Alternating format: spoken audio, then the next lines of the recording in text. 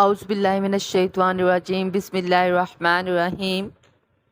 معزز سامعین، آج ہم جس موضوع پر بات کریں گے وہ ہے یوم عاشوراء یعنی 10ویں محرم۔ ویڈیو میں آگے بڑھنے سے پہلے ہماری آپ سے گزارش ہے کہ آپ ہمارے چینل کو سبسکرائب، ویڈیو کو لائک، کمنٹ اور شیئر کریں۔ شکریہ۔ عاشوراء کا دن اپنی فضیلت کے لحاظ سے پہلے انبیاء علیہ السلام میں بھی مشہور رہا ہے، کیونکہ اس دن سے انبیاء علیہ السلام کو تاریخی نسبت حاصل ہے۔ حضرت ابراہیم علیہ السلام کو آتش نمرود سے اسی دن نجات ملی، اسی دن حضرت ایوب علیہ السلام کو بیماری سے نجات ملی، اسی دن حضرت یعقوب علیہ السلام عرصہ دراز کی فرقت کے بعد حضرت یوسف علیہ السلام سے ملے، اور خاص کر حضرت موسیٰ علیہ السلام کو اسی دن فرعونیوں کے ظلم سے چھٹکارا حاصل ہوا۔ تو اس اعتبار سے اس دن کا روزہ بڑی اہمیت کا حامل ہے، لہٰذا اس دن کے روزے کے بارے میں رسول کریم صلی اللہ علیہ وسلم کی حدیث پاک ہے۔ حضرت ابن عباس رضی اللہ تعالیٰ عنہ سے روایت ہے کہ رسول اللہ صلی اللہ علیہ وسلم جب مدینہ تشریف لائے تو دیکھا کہ یہودی عاشوراء کے دن روزہ رکھتے ہیں۔ آپ صلی اللہ علیہ وسلم نے ان سے دریافت فرمایا کہ تم اس دن کیوں روزہ رکھتے ہو؟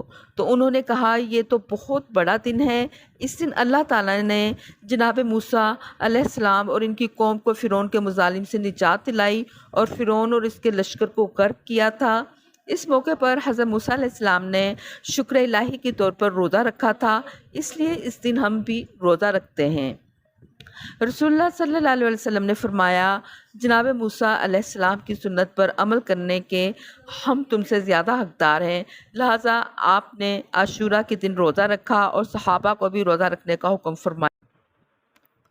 حضرت ابو ہریرہ رضی اللہ تعالیٰ عنہ سے روایت ہے کہ رسول اللہ صلی اللہ علیہ وسلم نے ارشاد فرمایا کہ بنی اسرائیل پر سال میں ایک دن عاشوراء کے دن روزہ فرض کیا گیا تھا، تم بھی اس دن روزہ رکھو اور اپنے گھر والوں کے خرچ میں اور اس روز فراغی روا رکھو۔ جس نے اس روز اپنے گھر والوں کے خرچ میں وسعت پیدا کی، اللہ تعالیٰ اس کو پورے سال آسودگی و کشائش عطا فرمائے گا۔ جس نے اس دن روزہ رکھا تو روزہ اس کے 40 سال کے گناہوں کا کفارہ ہو جائے گا۔ جو شخص شب عاشوراء میں رات بھر عبادت میں مشغول رہے گا اور صبح کو وہ روزے سے ہوا تو اس کو اس طرح موت آئے گی کہ اس کو مرنے کا احساس بھی نہ ہوگا۔ حضرت ابو قتادہ رضی اللہ تعالیٰ عنہ سے روایت ہے کہ حضور اقدس صلی اللہ علیہ وسلم نے فرمایا کہ میں اللہ سے امید رکھتا ہوں کہ اس کے نزدیک عاشوراء کے دن کا روزہ اپنے پہلے یعنی گزشتہ سال کا کفارہ کر دے گا۔ حضرت ابن عباس رضی اللہ تعالیٰ عنہ سے روایت ہے کہ حضور اقدس صلی اللہ علیہ وسلم نے فرمایا کہ جو شخص محرم حرام میں اس عاشوراء کے دن کا روزہ رکھے اور اسے 10,000 فرشتوں کا ثواب دیا جائے گا۔ جو کوئی محرم الحرام میں اس عاشوراء کے دن کا روزہ رکھے اس کو 10,000 شہیدوں کا ثواب دیا جائے گا اور 10,000 حج عمرہ کرنے والوں کا ثواب دیا جائے گا۔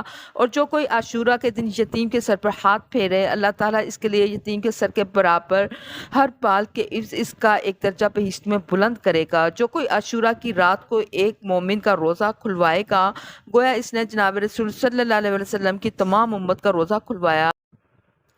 عاشوراء کے نفلی روزوں کے بارے میں حضور نبی کریم صلی اللہ علیہ وسلم نے فرمایا ان ابی ہریرہ قال قال رسول اللہ صلی اللہ تعالی علیہ وسلم افضل صیام بعد رمضان شہر اللہ المحرم افضل الصلاة بعد الفریضۃ صلاۃ اللیل۔ حضرت ابو ہریرہ رضی اللہ تعالیٰ عنہ سے روایت کرتے ہیں کہ رسول اللہ صلی اللہ علیہ وسلم نے فرمایا رمضان کے بعد فضیلت والے روزے ماہ محرم کے ہیں اور فرض نمازوں کے بعد افضل ترین عبادت رات کے وقت کی نماز ہے۔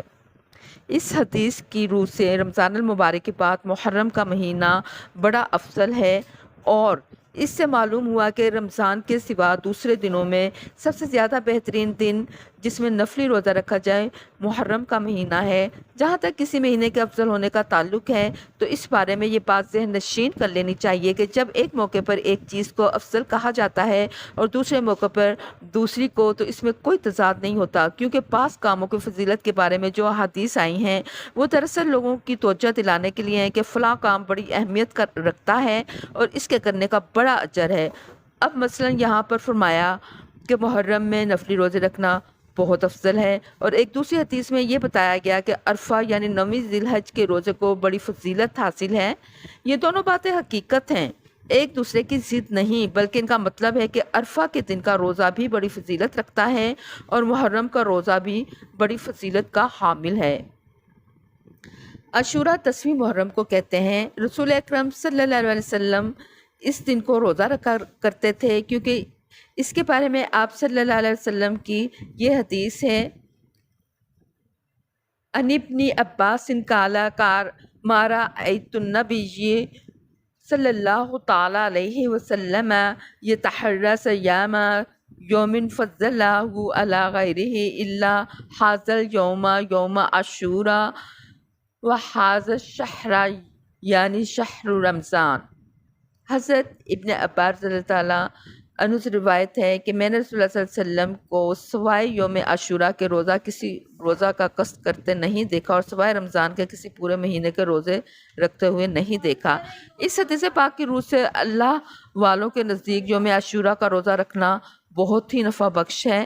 یہی وجہ ہے کہ اکثر اہل طریقت اس دن کا روزہ بڑے شوق اور اہتمام سے رکھتے ہیں، کیونکہ اس طرح حضور نبی کریم صلی اللہ علیہ وسلم کے ذاتی عمل سے اظہار محبت ہوتا ہے، جس سے حضور نبی کریم صلی اللہ علیہ وسلم کا بہت قرب حاصل ہوتا ہے۔